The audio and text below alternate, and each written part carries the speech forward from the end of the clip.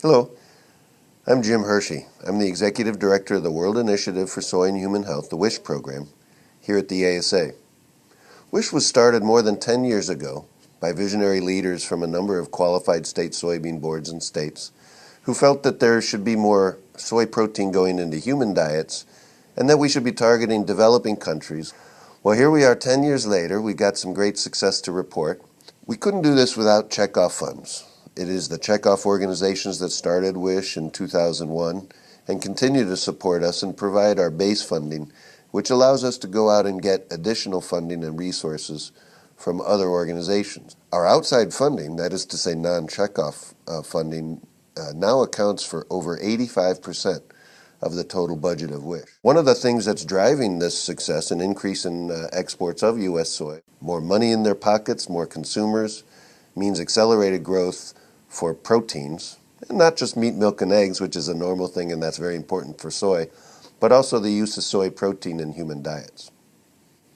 So here today to tell you more about our programs and successes in the field, building markets and developing customers for U.S. soy, are our program managers from WISHH who are operating in different geographic regions to tell you about the programs that QSSBs and a number of other funding sources are now helping. First up is Erica Morrow, Program Manager for Africa. And Erica is going to tell you about some of our recent success in building customers and also long-term demand for U.S. soy. Our strategy in Africa is to develop customers.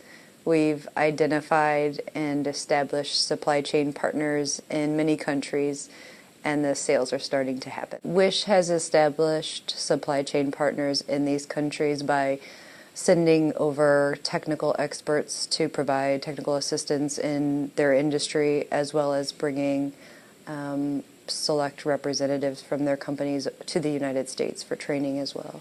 There are many ways that African companies utilize U.S. soy protein products. They utilize them in baked goods like cookies, biscuits, and breads. They also use them in blended cereals and beverages and as a meat extender.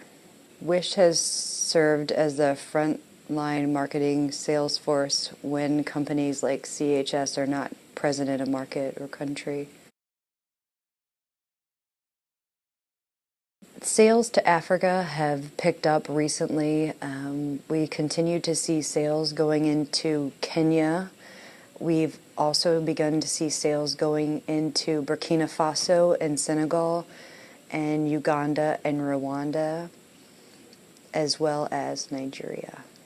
One example is a company that WISHH works with in Nigeria. They ordered their first container of defetted soy flour back in September of 2010.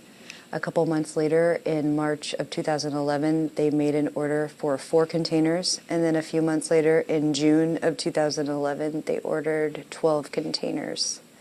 Central America is also a great market for us. It's close by, we have good market share, and people there understand the use of soy flour and other soy proteins in a number of foods. But there's room for growth, and working in those markets is very important to help us increase our exports of U.S. soy protein. Our farmers know that building demand for soy sometimes means helping people. And in the case of the country you'll hear about next, helping them actually produce some soy will net some long-term results for us. With us today, Lynn Engstrand, Program Manager for Asia, but more importantly, our Program Manager for the Afghan Soy Value Chain Project, is here to tell you about what's going on in this important project for both food and national security. The major components in this project are the Sarai Soybean Value Chain Project, where we'll eventually have 9,000 small farmers producing soybeans. They'll produce these beans on contract for the processing plant, which was built by the project. We will also be distributing soy flour for 3 years to pregnant and lactating women. These farmers are small scale. They have approximately a half acre of land each, and they planted a half acre of soybean. Land preparation, the planting, the cultivation, the harvesting, the thrashing, all done by hand.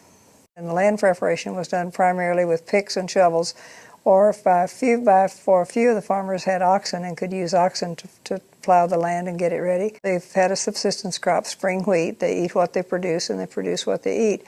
But this crop represents the first time they've had a cash crop, and they produce this crop under contract with the processing plant which was built in the WISHH project in Mazar Sharif, Afghanistan. The processing plant has a 5,000 metric ton capacity per year. It's equipped with an InstaPro extruder and expeller and will produce low-fat soy flour, soybean meal, and crude soybean oil. Part of the contribution of USDA was 6,000 metric tons of U.S. soybeans, which will be used to start up this plant, and the plant will process approximately 2,000 tons a year for 3 years.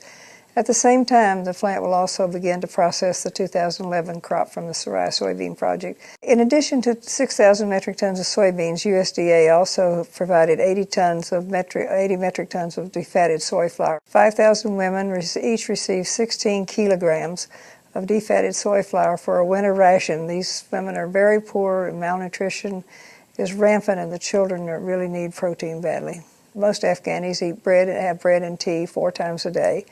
By using defatted soy flour, we can increase the protein content of the bread. The women can substitute about 10% soy flour for wheat flour and greatly improve the nutritional quality of the bread.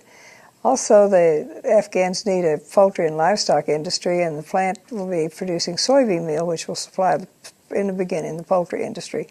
There you have it, our brief tour of the world, where WISHH is operating to try to promote the export and sale of U.S. soy protein and to improve people's diets and lives and businesses. We're happy to report that your programs are working, that exports are growing, that protein use is up around the world, and that WISHH is looking forward to another 10 years of continued market growth and service to the American soybean farmer. Thank you.